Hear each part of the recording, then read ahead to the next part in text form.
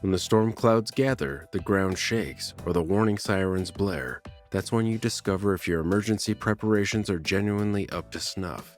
Don't wait for disaster to find the holes in your safety net. These top 10 mistakes could be the difference between weathering the storm comfortably or joining the desperate crowds hoping for official rescue. 1. Not knowing what you'll face. Look, Mother Nature isn't exactly sending you a calendar invite for the next catastrophe. Hey Bob, hurricane coming Tuesday. BYOB. Bring your own bucket. The first major mistake people make is not researching what disasters are likely in their area. You might be preparing for a sharknado when you should be ready for an earthquake. Living in Florida, hurricane prep is essential. California, earthquake kits are your BFF. Montana folks probably don't need hurricane shutters, but blizzard supplies? Absolutely. And don't be that person who says, nothing bad ever happens here. That's basically daring the universe to prove you wrong. Take time to research the specific emergencies common to your region. The Red Cross has comprehensive lists if you're drawing a blank. Remember, the disaster you prepare for might not be the one you get, but having a basic plan beats the panic and pray approach most people default to when the unexpected happens. 2. Generator gaffes, the false security blanket. So you bought that shiny generator 2 years ago, ran it once to make sure it works, and now it's your mental security blanket. No worries if power goes out, I've got my generator. Well, surprise, that's exactly what I thought until mine went kaput on day 5 of an 8.5-day outage. The mistake? Not actually knowing how long your gas supply will last running real appliances. The box might say runs for 12 hours at 50% capacity, but what does that actually mean for your needs? Will it run 2 refrigerators? That coffee maker you're desperately going to want? Your CPAP machine? Do a practice run for 24 hours straight. Actually hook up everything you'd need in an emergency and see how much fuel it guzzles. And speaking of fuel, calculate exactly how much you'll need for a week-long outage. Then double it, because when you're in the dark with melting ice cream and warming medication, that's when you'll realize the manufacturer's estimates were optimistic, to put it kindly. 3. Fuel storage follies, the silent generator killer. Let's talk about the gas storage disaster that murders generators everywhere. I'll admit it, I committed the cardinal sin of emergency prep. I stored my gas outside because, hey, who wants their workspace smelling like the inside of a Jiffy Lube? Big mistake. Huge. Water condensation got into my gas, basically turning my fuel into a sad soup that my generator refused to drink. After several refills of contaminated gas, my generator gave up the ghost. Proper gas storage means keeping it in approved containers, using fuel stabilizer, and storing it in a cool, dry place indoors. Think of it this way, water and gas mix about as well as cats in bathtubs. Technically possible, but nobody's happy about it. Also, gas doesn't last forever. Even with stabilizer, you should be rotating your stock every 6 to 12 months. Yes, it's annoying. So is having a useless generator during a hurricane. 4. Evacuation education. Where are you going? I'll figure it out when the time comes is a terrible evacuation plan, yet it's the most popular one. Most people have absolutely no idea where their emergency shelters are located, which routes to take if main roads are blocked, or where they'd actually go if they had to leave. When that hurricane, wildfire, flood is bearing down, it's a bit late to pull up Google Maps, especially when everyone else is doing the same thing and cell networks are crashing faster than my motivation at the gym. You should know at least 2 ways out of your neighborhood, where your county's emergency shelters are located, and have a predetermined meeting spot for your family both near home and outside your area. And please, for the love of all things dry and safe, practice your home evacuation routes. That window you're counting on climbing through, make sure it actually opens and isn't painted shut from the 1970s renovation. Your life might literally depend on that knowledge. 5. Communication catastrophes. Can you hear me now? Picture this. Disaster strikes. Cell towers are down and your brilliant plan is sending a text message? Good luck with that. One of the biggest mistakes people make is not having a solid communication plan that doesn't rely on modern technology.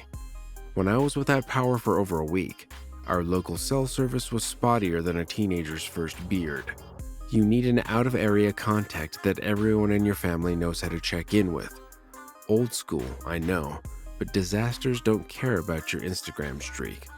Consider investing in a hand crank radio, walkie-talkies for local communication, or even one of those emergency satellite devices if you're feeling fancy. And here's a radical thought: memorize a few important phone numbers. I know, crazy talk in 2025, but your smartphone contact list isn't much help when your phone's deader than a disco. Finally, establish clear meeting points and times in case you're separated. Think of it as the world's most important blind date. 6. The drop cord disaster. Extension cord confusion. Who knew those tangled orange snakes in your garage could be so problematic? I certainly didn't until our generator was humming 20 feet from the house. Hello, carbon monoxide safety. And I realized my extension cord collection was less emergency ready and more Christmas light worthy. Your generator's juice has to travel a long way, and those flimsy indoor cords just won't cut it. You need heavy-duty, outdoor-rated, high-gauge extension cords that can handle serious electrical loads without turning into toasty fire hazards. And don't forget to check your prong situation.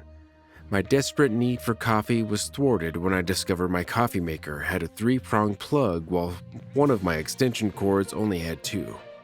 In the hierarchy of disaster needs, coffee ranks just below oxygen, so this was a serious oversight.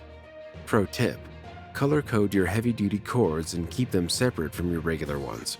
Your future disaster self will thank you for not having to untangle the entire cord bin by flashlight. 7. Emergency kit errors. Beyond batteries and band-aids. I have flashlights and some canned soup. I'm good, said everyone who was woefully unprepared. A proper emergency kit isn't just throwing random items in a box and calling it a day. It's thoughtfully assembling supplies you'll actually need and know how to use. The classic mistake? Having components scattered all over your house.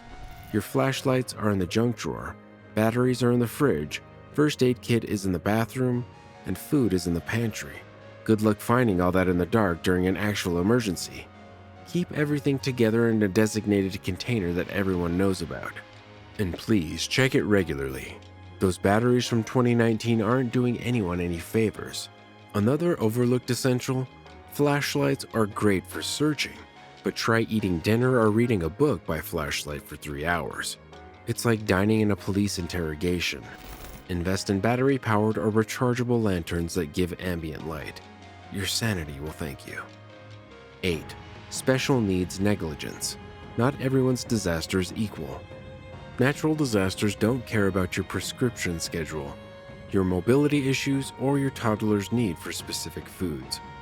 A massive oversight in emergency planning is treating everyone as if they have the same needs. Do you have 14 days of all medications on hand? What about backup power for medical devices? Special food for dietary restrictions? Baby formula? Pet food? Senior citizens, children, people with disabilities, and even pets require additional considerations during emergencies. That CPAP machine needs power. That special diet needs suitable emergency foods. Those mobility aids might need alternatives if your usual ones can't work in disaster conditions. Create specific plans for each family member and pet. And don't forget your neighbors.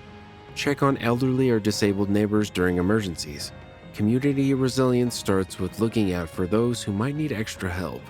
Remember, in a disaster, you can't just run to the pharmacy or pet store when supplies run low. 9.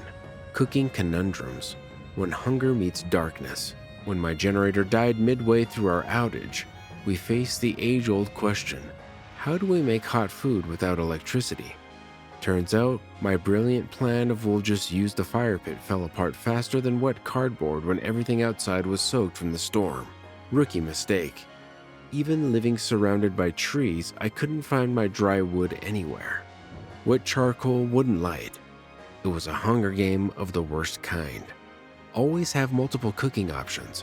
A camping stove with plenty of fuel, fire starters that work in damp conditions, and meals that require minimal or no cooking.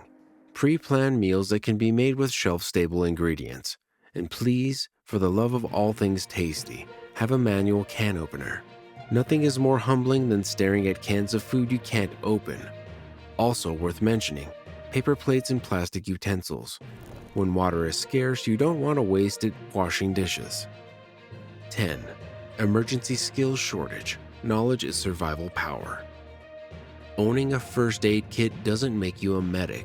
Just like having a fire extinguisher doesn't make you a firefighter if you don't know how to use it. The most dangerous mistake in emergency preparedness is having equipment without skills. Do you know how to shut off your home's gas, water, and electricity? Can you perform basic first aid or CPR? Could you identify which of your neighbor's injuries needs immediate attention versus what can wait?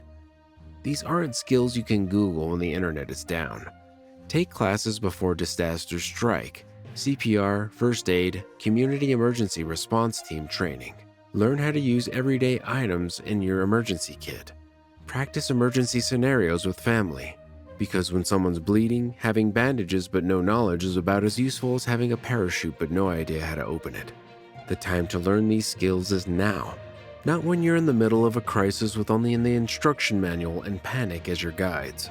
Disasters don't schedule appointments, but preparation brings peace. If you found this video helpful and informative, which I hope you did, click subscribe for more survival wisdom. Stay prepared, stay safe.